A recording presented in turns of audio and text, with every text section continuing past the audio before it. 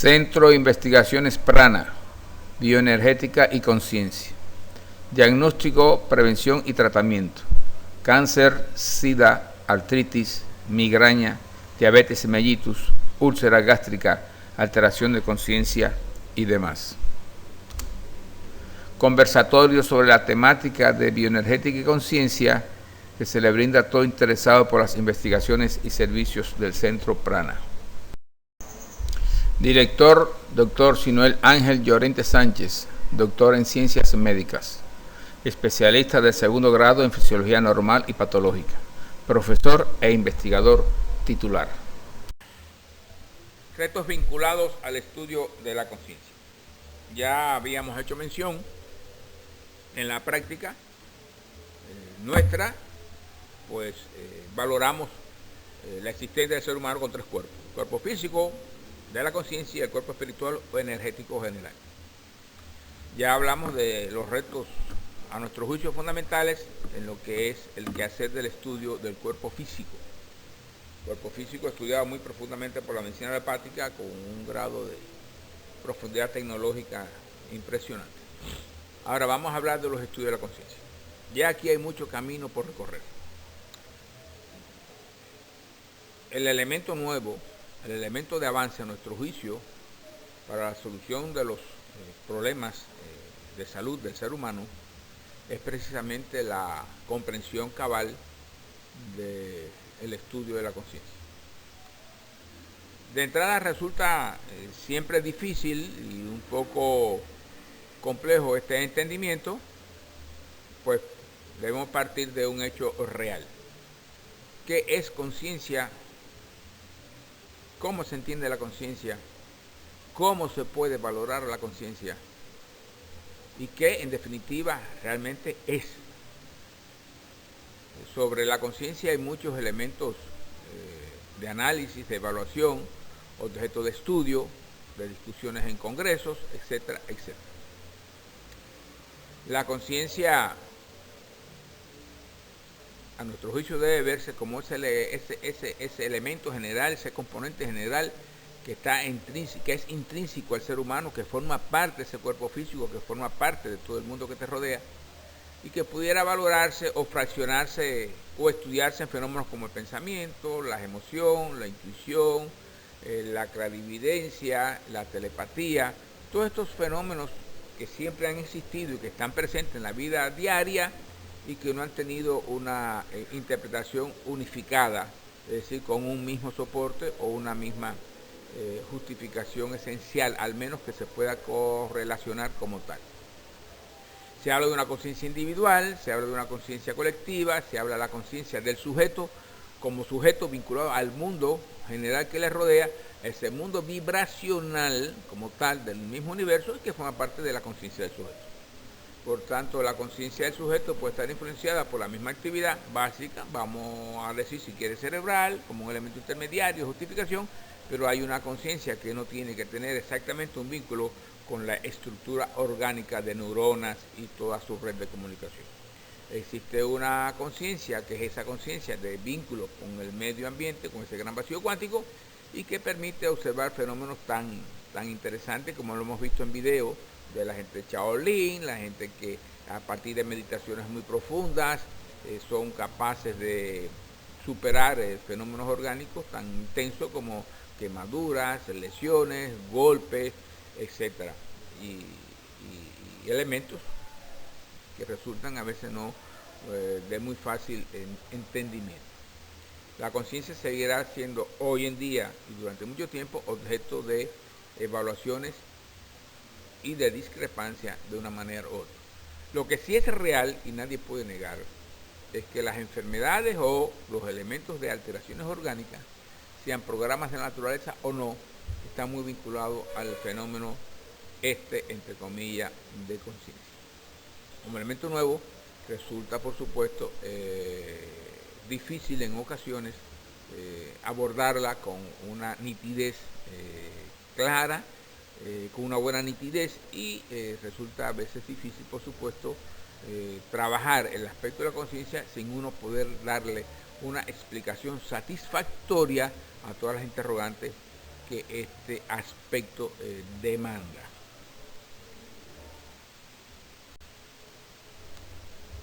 Fenómenos que influyen sobre la conciencia, muchos. Nosotros vamos a limitarnos a lo que consideramos los más importantes de nuestro quehacer práctico. Primero,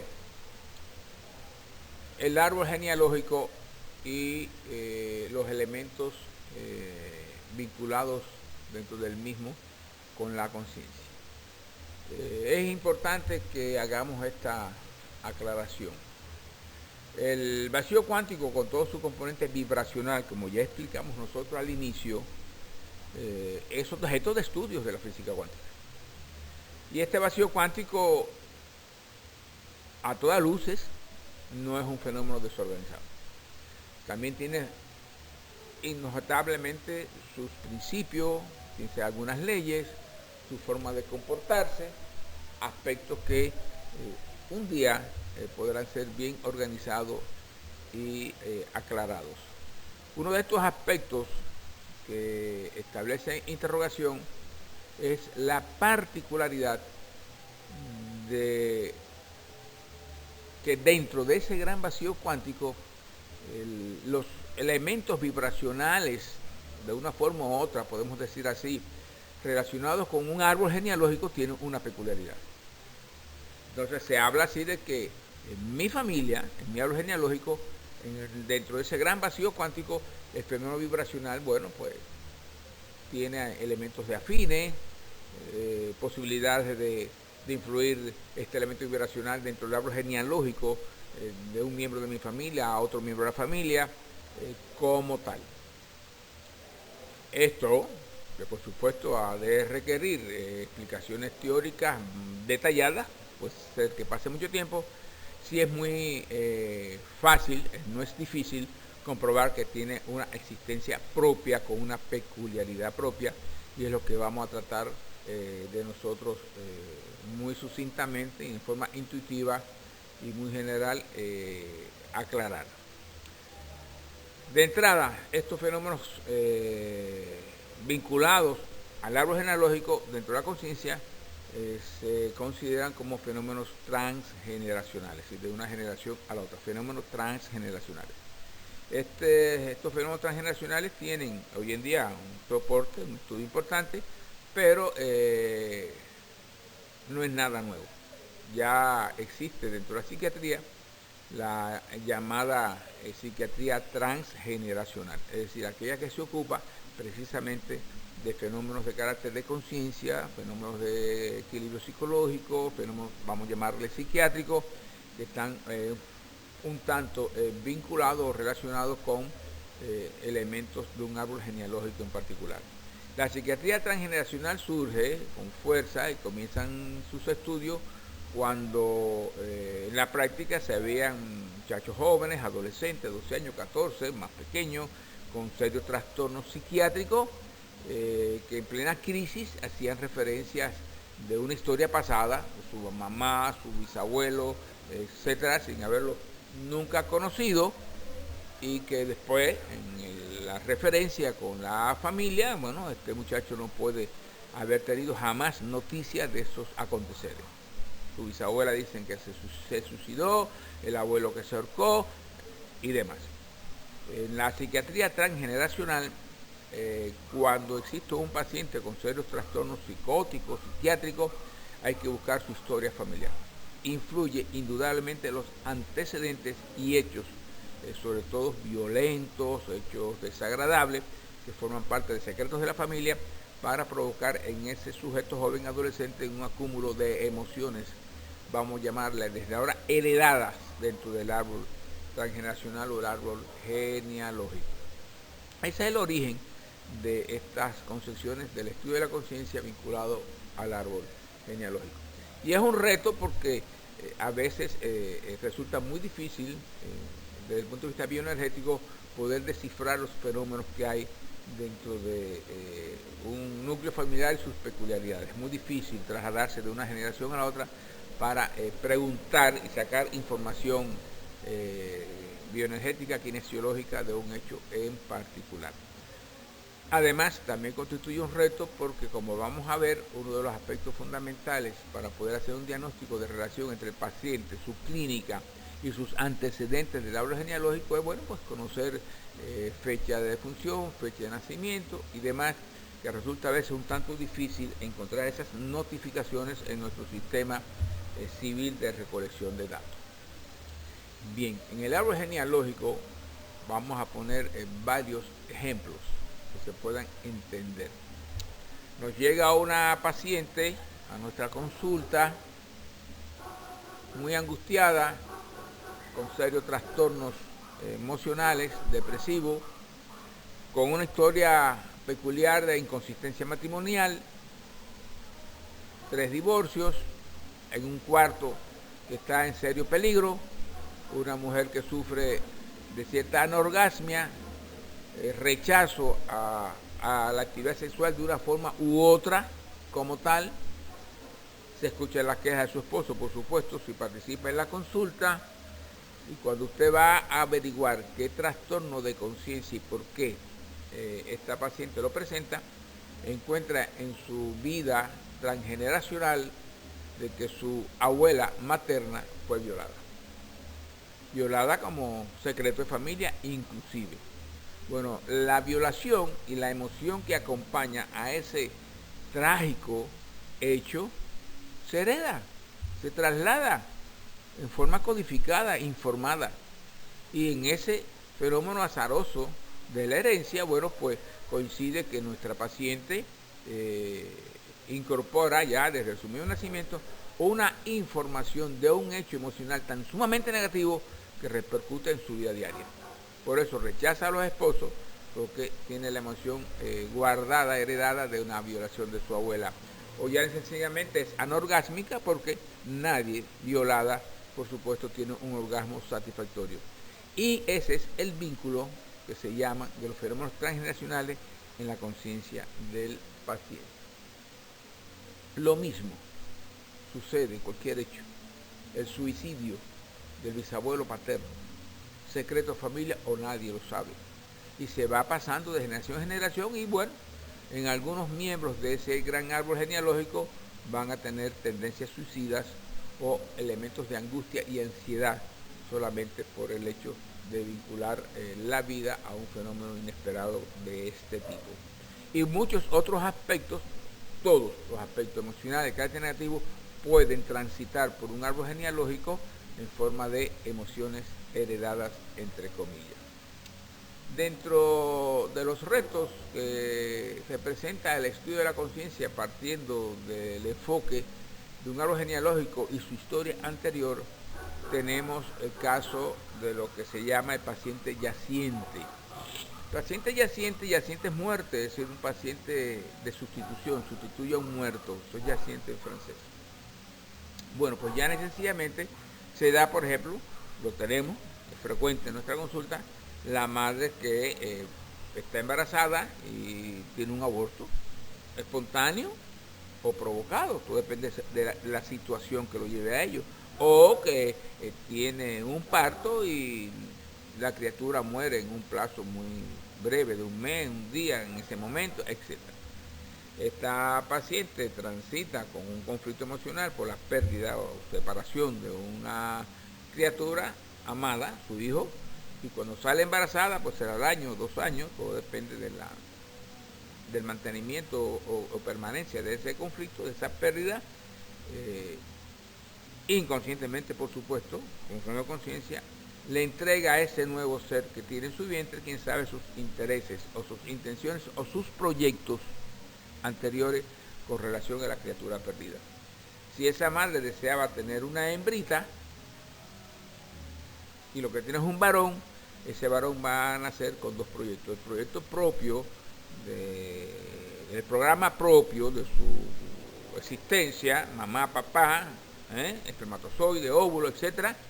Y el programa o proyecto sentido de la madre, que fuera hembrita. Esto va a traer ya una seria complicación, pues el muchacho es varón y la madre quiere que sea hembrita. Y el sujeto va a tener 2 programas, el programa propio de varón y el programa o proyecto sentido de la madre que sea una hembrita. De aquí vienen todos estos complejos, todos estos fenómenos con conflictos o fenómenos que caen en el campo del homosexualismo, que muchas veces se quieren justificar y realmente tienen un soporte de carácter consciente que debe ser tratado primeramente y después ver qué se le hace o qué preferencia se le da al tratamiento del homosexualismo. Este es un ejemplo, pero también está el paciente puramente yaciente. Yaciente sustituye por intereses inconscientes de la madre un ser perdido. Estos son pacientes que por lo general caminan muy despacio, les gusta la música muy suave, visten con ropas muy claras, sufren de insomnio, muchos son sonámbulos, tienen un bruxismo muy marcado y, lo hemos visto, con frecuencia sufren de lipotimia, desmayo por cualquier causa, como queriendo salir del medio ambiente. Y duermen boca arriba por lo general con los brazos cruzados o boca abajo también con los brazos cruzados, en especial cuando están en momentos de siesta, es decir, después de almuerzo, comida, como tal. Estos son los pacientes que se llaman yacientes y que están vinculados a estos fenómenos del árbol genealógico.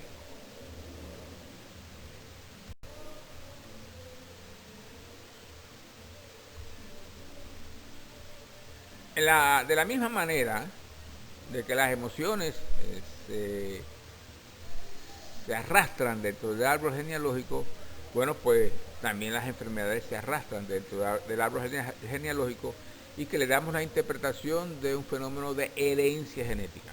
Yo les voy a llamar herencia emocional.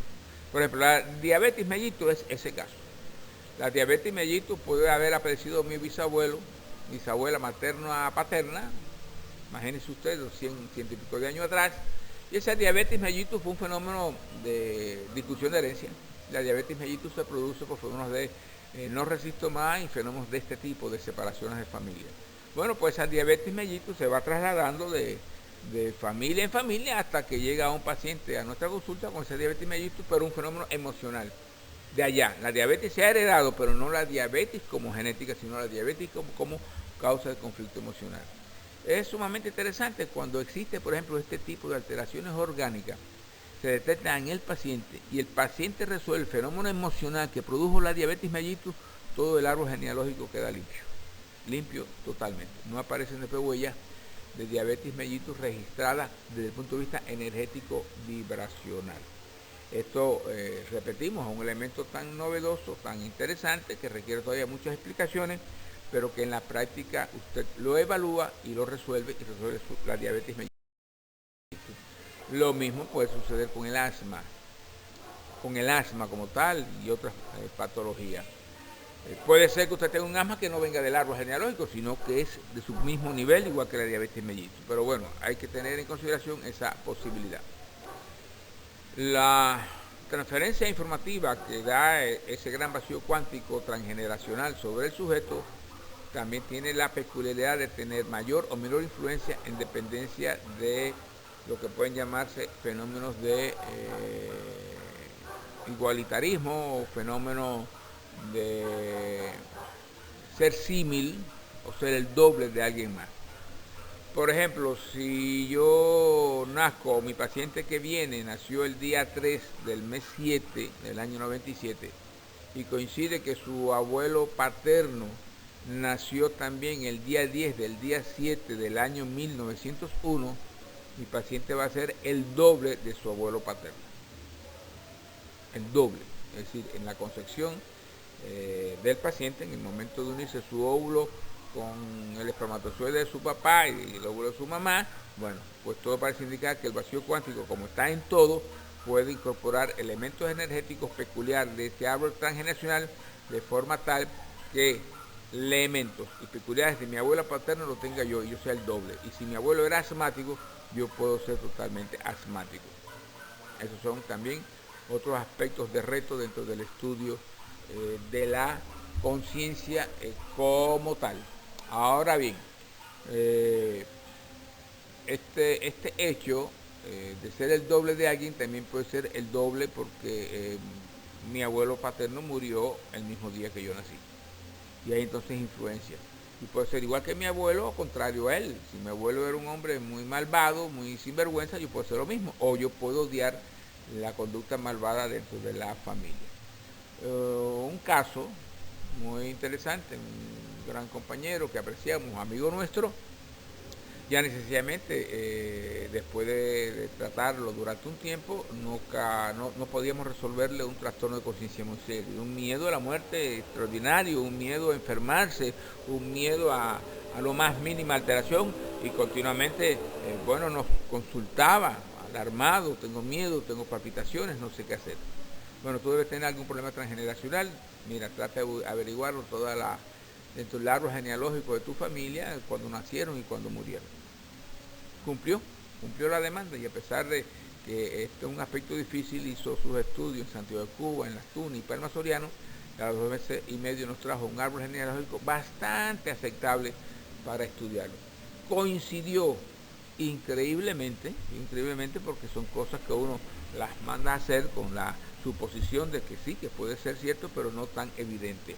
Tenía 3 enlaces de ser doble, uno de un hermano y otro de 2 tíos lejanos que habían muerto en la misma fecha que él nació. 3, es decir, que este paciente al nacer ya tenía incorporado las emociones de 3 sujetos que habían experimentado el fenómeno de la muerte, uno normal y otro de forma, angustiosa. Esta es la explicación que le dimos al paciente. Se borraron esas informaciones ya heredadas, entre comillas, y resolvió totalmente su problema. Otro aspecto de interés es lo considerado proyectos sentidos. La madre, durante su embarazo, con el ser uterino, con útero, constituye una única unidad. Se entiende fácilmente después de todo lo que hemos explicado del elemento informativo vibracional de un todo del vacío cuántico. Los proyectos sentidos pueden tener un origen de carácter consciente o inconsciente. Puede ser que la madre tenga un embarazo y no haya desarrollado ninguno de los proyectos que se llaman sentido. El proyecto sentido es el ideal o lo que desea la madre sobre el posible rol futuro de su pequeño. Los proyectos sentidos están muy vinculados a fenómenos de la propia vida, a necesidades de la misma vida. El proyecto sentido en ocasiones se hace, repetimos, de manera muy consciente o sin percatarse la madre futura como tal. Los proyectos sentidos, después que se incorporan al feto, a esa criatura futura, juegan un papel muy importante en su vida.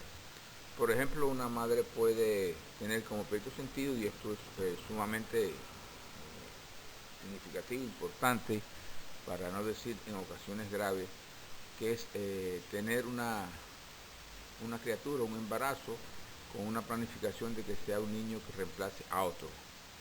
Un niño perdido con anterioridad por un aborto, o ya necesariamente un hijo que está vivo pero que ella no le desea o no desea sus propias características y necesita tener otro niño, por supuesto, con las peculiaridades que ella desea en tal sentido. Entonces, proyectos sentidos son, por ejemplo, Salvador. Son pacientes que acuden a la consulta y tienen la peculiaridad de preocuparse excesivamente por todos los miembros de la familia. Constituyen de verdad el elemento salvador, al termo que a veces hasta la profesión que escogen es, por ejemplo, la de médico, para poder cubrir ese rol que también él lleva de manera inconsciente en su propia vida. Es como un programa que la madre le adapta, un programa que la madre lo calca, y este programa pues puede competir o compite con el programa propio del sujeto en dependencia de los procesos evolutivos de desarrollo embrionarios y fetales.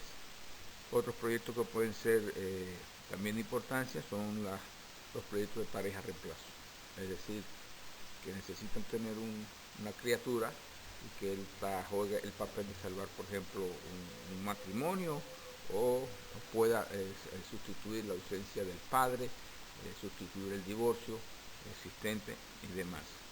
También uno que resulta muy contradictorio es el proyecto de bastón para la vejez. En los proyectos de bastón para la vejez el sujeto vive en una forma muy marcada, muy intensa, la preocupación y la vigilancia de sus padres. Tuvimos una paciente que acompañaba a su esposo. Realmente el esposo era el paciente, aunque el matrimonio estaba en armonía total. Y la señora nos decía que hiciéramos algo, por favor, porque su matrimonio, que era el cuarto que el señor contraía, estaba a punto de perderse. Pues él vivía y moría en una continua angustia, cuidando a sus padres de manera excesiva, al extremo de abandonar el cuidado de su propio hogar. Esta es una expresión del cumplimiento de ese proyecto Bastón para la Vejez, que fue concebido por los padres en el momento de la concepción del niño. Otros proyectos pueden ser esclavo, similar a los anteriores, y vidas por poderes. El proyecto que más comúnmente nosotros estamos observando es el proyecto Salvador. Hay un caso que resulta muy interesante, un niño de 11 años, muy inteligente, muy capaz, que nos los traen a consulta producto de que estaba haciendo unos cuadros de carácter alérgico, clasificados como alergia, es decir, en situaciones muy específicas, como estar montado en el carro de su padre, un jeepy, o en la zona de una pequeña granja que ellos tenían, es decir, como un establo. El niño pues sufría de urticarias grandes en la cara, enrojecidas y trastorno clásico de irritación, dermatitis y demás. Este niño, cuando llega a nuestra consulta, lo primero que nosotros lo primero que nos orientamos era en considerar que tenía que existir algún conflicto de separación por su repercusión en la piel. Pero, bueno, ¿cuál es el mecanismo y por qué sucede o sucedía este fenómeno? El niño resultó ser un niño con un proyecto sentido salvador. Cuando interrogamos a la madre, al padre, pues nos confirman que sí, que el niño tiene como peculiaridad ser excesivamente preocupado por todos los miembros de la familia, e inclusive esta conducta de ser salvador se extendía hasta sus propios compañeros de escuela. Bajo esta circunstancia, bajo esta necesidad de cumplir con este programa, es donde se produce el fenómeno de la separación. Pues su hermana, una hermanita mayor, bastante joven, el padre llana y sencillamente prácticamente la expulsó de la casa por haber contraído relaciones con otro joven, respecto al cual el padre no estaba conforme.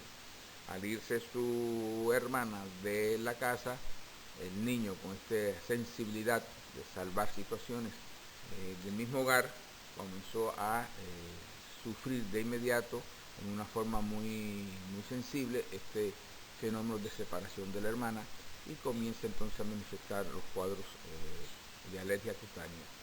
Conversamos con el paciente, un muchacho, repito, muy inteligente y llana, y sencillamente en breve tiempo pudo entender la situación por la que transitaba. Le dimos algunas orientaciones, como en el momento que te sientes con una alergia, recuerda que es porque tú quieres, estás preocupado por tu hermana, que tendrá solución a ese problema, y además, bueno, invoca a quien tú desees que esto se lo quite en un momento determinado. Y así mismo fue. Este niño desapareció en menos de 2 consultas. Todo este cuadro, que ya tenía un año de estar transitando, con severas repercusiones en la tranquilidad familiar.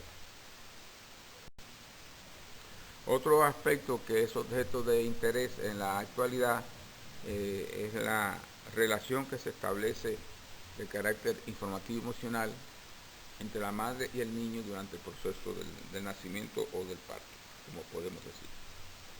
Estos son aspectos también novedosos que están sujetos en la actualidad a otras interrogantes y que merecen ser investigadas más a fondo. Lo que sí es cierto, y esto es indudable, de que durante el parto el niño ya tiene conciencia, tiene pensamiento, experimenta emociones, igual que la madre, y que se establece indudablemente un flujo bidireccional informativo entre ambos. Por tanto, las peculiaridades del parto pudieran también dejar o dar por sentadas peculiaridades en la conducta y los fenómenos de conciencia futuro de un paciente, de un ser posterior. Así, por ejemplo, se ha reconocido que el niño que es necesario para poder cubrir el parto totalmente, ser extraído mediante sistemas como tipo force, pues son sujetos que por lo general requieren en su vida ya adulta apoyo continuo. Son sujetos que fácilmente se encuentran, lo que podríamos decir, atorados, entre comillas, frente a situaciones determinadas, del trabajo, de la casa, de la familia, de cómo responder frente a contingencias X determinadas. Otra experiencia que también resulta importantísimo son los niños que, por ejemplo, a la hora del parto tienen vueltas del cordón umbilical. Ese niño pues nace con una experiencia muy traumática, la experiencia de sentir indudablemente que estaba siendo estrangulado. Pueden ser pacientes que continuamente se sientan asfixiados, pacientes que le tengan terror a los fenómenos de la muerte, pacientes que no sean de riesgo, que no les guste andar en situaciones, por ejemplo, de peligro en moto, sí, individuos muy temerosos por la experiencia primaria que tuvieron durante el canal del parto de su madre. Otros aspectos que también requieren ser estudiados y con más detalle en un futuro son los efectos que pueden provocar las cesáreas programadas. Una cesárea programada rompe totalmente esta unión informativa, que cuando el parto es normal, por supuesto, este intercambio informativo vibracional es todo muy favorecedor para la estabilidad del sujeto, para la conciencia del sujeto con un adecuado sistema de desarrollo. Lo mismo sucede con partos, por ejemplo, largos y dolorosos, partos con oxitoxina, partos que requieren estimulaciones muy bruscas, Crystal Lake, demás, o se habla inclusive de los partos por anestesia. Lo que sí es cierto, totalmente, es que no es obligatorio cuando usted esté consultando a su paciente y le esté evaluando su forma de conciencia, hacer la pregunta obligatoria de cuáles son las características, si es que las conoce, del parto que tuvo su madre para con él. Otro aspecto de importancia en los estudios de la conciencia es el capítulo considerado de los conflictos de Hammer, médico alemán, promotor, descubridor de la nueva medicina germánica, que tanto aporte ha dado en las consideraciones evaluativas de los procesos orgánicos como programa de la naturaleza en la relación mente-cuerpo. Nosotros decimos que el paciente que viene a nuestra consulta y se le hace un diagnóstico de conflicto de Hammer puede estar un tanto satisfecho del esfuerzo realizado y de la oportunidad de haber podido encontrar con esta práctica médica. El conflicto de Hammer es un fenómeno también de carácter emocional, pero con la peculiaridad de que al ser un conflicto o un elemento emocional muy intenso, opresivo, vivido en soledad, y claro, esto en dependencia de la psicologización que haga el paciente de un evento en particular, pues provoca entonces una lesión a nivel del cerebro en un lugar definido, una lesión con modificaciones de las estructuras neuronales que recibe el nombre de foco de Hammer y que es detectado por los estudios imagenológicos de resonancia. La independencia de la psicologización del evento, así será en la ubicación del foco de Hammer, y a cada foco de Hammer o a cada punto, sea en el cerebro, mesencéfalo, cerebelo o tronco cerebral, cualquiera de estas estructuras del sistema nervioso central, se corresponde en un órgano diana una respuesta orgánica de modificaciones que puede ser según el fenómeno psicológico y según el lugar del foco de Hammer, bueno, en ocasiones, en una primera etapa de conflicto activo, un fenómeno de pérdida celular, etcétera, o lo contrario, un fenómeno de proliferación, lo cual se invierte posteriormente en una fase recuperativa. Este es un ejemplo de un conflicto de Hammer muy clásico, son los famosos tumores de colon transverso, descendente, ascendente, es decir, el colon, intestino grueso. Este tipo de cáncer, en este caso estamos representando un cáncer de sigmoide, se vincula a un fenómeno de carácter emocional que el individuo lo ha sufrido con las peculiaridades que hemos dicho y que lo interpreta, lo incorpora como una marranada, algo vil, algo asqueroso, algo denigrante, una porquería, un fenómeno cloacal totalmente. En estas condiciones, cuando esté el aspecto de la psicologización, el foco de Hammer se aparece ubicado en el tronco cerebral en el puente lateral izquierdo, y el órgano diana va a ser, bueno, el cáncer de sigmoide. Y así en cada uno de los diversos tipos de conflictos según el área y demás. Existe todo un amplio campo de clasificación de los tipos de conflictos, de los diferentes puntos ya bien descritos donde se encuentran estos focos de Hammer y sus repercusiones orgánicas en una forma totalmente detallada y que constituye una verdadera especialidad, como podemos decir, o un enfoque médico que requiere, por supuesto, esfuerzo y estudio. Un ejemplo de este tipo de conflicto y su evolución lo tenemos en un caso que nos llega a nuestra consulta ya 50 y pico de años. Es enviado del hospital el doctor Agustino Neto con el diagnóstico presuntivo ya de un tumor de intestino grueso, paciente que ha bajado 20 y pico de libras, tiene unas exposiciones irregulares, alternando entre diarreas y estreñimiento, clásico en los procesos tumorales de colon, muy angustiado, emocionalmente muy desequilibrado, y con la espera de un turno que le han dado en unos 32 días para poder hacerse un tránsito por enema en el momento que le corresponda. Es decir, nos dio un chance cuando llega la consulta de mes y pico para tomar nosotros decisiones.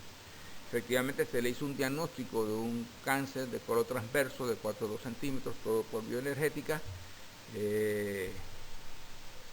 cáncer que comenzó a ser tratado teniendo en cuenta el tiempo que nos quedaba, sin ningún tipo de responsabilidad alguna, en forma de magnetoterapia y alimentación muy alcalinizada y el tratamiento diario por un tiempo de una hora o 2 horas de imanes con la carga negativa alcalinizadora de la zona del proceso tumoral. Ya este paciente a las 2 semanas ya había recuperado peso, los cuadros de diarrea y estreñimiento ya estaban prácticamente desaparecidos, el ánimo mucho más elevado, y de esta forma evoluciona hasta que a los 30 días exactamente no hay muestra de tumor físico ni patrones existentes, ni tampoco por la clásica prueba de la retracción de la pierna derecha cuando usted coloca el imán en la zona del proceso tumoral.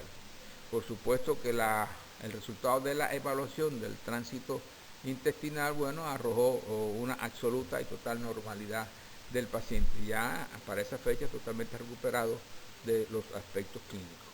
Sin embargo, este mismo paciente al cabo de los 28, 29 días repite el mismo patrón tumoral, pero ahora ubicado en ciego.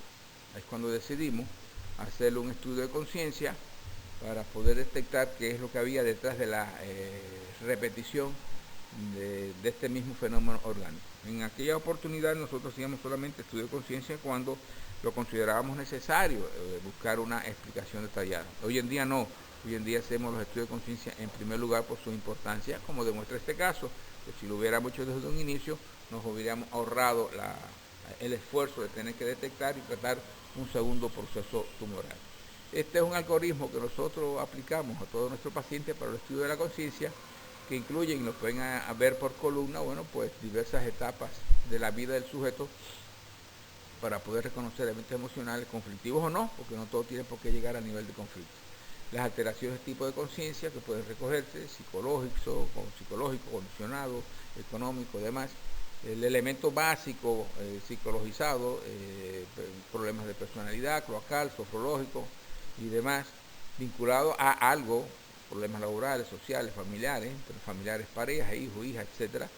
La repercusión emocional inmediata, si produce elementos excitatorios, miedo, ansiedad, depresión, o elementos de, mejor dicho, de depresión, aislamiento, astenia o de agresividad como elemento excitatorio. Y lo que llamamos el área congelada, el área del inconsciente, el área del rencor. En este caso, por ejemplo, este paciente tenía la tendencia en los diversos eventos emocionales que tuvo en su vida, 17 y 3 años, 27 y 3, 47 y 3, la tendencia a interpretar todo como un fenómeno cloacal. En este caso era vinculado a pareja, dándole miedo y sintiéndose traicionado. Pero bueno, el hecho más importante, ya a los 59 años sí tiene, por ejemplo, un evento cloacal de pareja, miedo, traición y un problema social comunitario.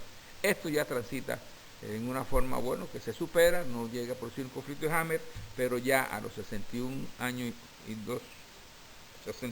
2 meses, 61 años y 2 meses, ya se le detecta un conflicto de Hammer vinculado a su hijo mediano, de endodermo, carácter cloacal, que le produce depresión, se siente traicionado, y bueno, él mantiene sus estudios y sus arquetipos de base. En estas condiciones es que detectado esta situación, el paciente evoluciona durante 2 años y a los 63 que nos llega a la consulta con el cáncer inicial de transverso que le diagnosticamos. En estas condiciones ya evaluamos al paciente, le informamos del diagnóstico bioenergético que asocia, lo asocia con su hijo mediano, que le ha producido un conflicto de Hammer, y que bueno, que si tiene interés en la solución de su problema, que nos refiera, que recuerda que puede hablar de su hijo mediano. Y entonces bueno, nos hace esta referencia que se la llevamos a usted hasta con la autorización del mismo. Su hijo mediano era un ingeniero muy renombrado, muy importante, ciudad de Guantánamo, trabajando en una institución de alto nivel, y cuando se estableció la política de cuentapropismo decidió dejar su trabajo para cambiar su uniforme profesional, digo yo, por el uniforme de un simple cocinero con gorro blanco, vendiendo fritura a peso en una esquina de Guantánamo. Como ustedes observan, esto no tiene nada de particular, decidió, bueno, pues vender fritura y tener las aspiraciones de poder tener una mejor entrada económica. Pero ¿qué significó esto para su padre? Para su padre significó una porquería, una cosa no esperada. Significó que todo su esfuerzo y su orgullo de tener un ingeniero, hablar con esa motivación elevada, con esa significación de importancia, pues todo se había echado a perder, había rodado por el suelo, y su hijo había cambiado una profesión importante que le costó esfuerzos y sacrificios por algo que él, a su juicio, no tenía ningún tipo de valor. Este es el hecho. Cuando nosotros ya encontramos este vínculo, conversamos con el paciente, y entonces cuando le aclaramos que había sido tratado en una primera oportunidad por un cáncer de colon transverso, que estaba totalmente curado, pero que a los 30 días había repetido el mismo patrón neoplásico, explosivo, necrótico, por supuesto de una evolución de pronóstico bastante importante, y que nosotros ya no le íbamos a darle solución, o le habíamos dado solución al primero y al segundo se lo íbamos a dar, pero que el asunto de su hijo mediano él tenía que resolverlo y darle clara definición al problema. Claro, habló con el hijo y le dijo: tú no me vas a matar, estoy orgulloso de ti, yo te quiero, te hice ingeniero, decidiste no ser ingeniero, dejar la profesión, ahora eres friturero, ahora no tienes dinero, has perdido el negocio, bueno, tienes que ponerte a trabajar y picar hierba si tú quieres, pero a mí tú no me vas a matar, ya yo terminé contigo el elemento emocional, conflictivo que yo establecí. Y así le pudimos arreglar y corregir el segundo proceso neoplásico sin necesidad de esperar un tercer elemento evolutivo de este tipo en el futuro. Este paciente se recuperó totalmente de los dos procesos neoplásicos, y bueno, después seguimos evaluándolo por otros elementos emocionales diferentes y demás. Para concluir esta parte de los retos que hay que enfrentar al estudio del fenómeno de conciencia, solamente vamos a señalar que en el próximo video o archivo trataremos el concepto de sistémico nuestro general que estamos manejando, y por supuesto vamos a hacer algunas aclaraciones o comentarios sobre el verdadero reto que significa la elaboración, estudio, mejoramiento y tratamiento del aspecto de la conciencia.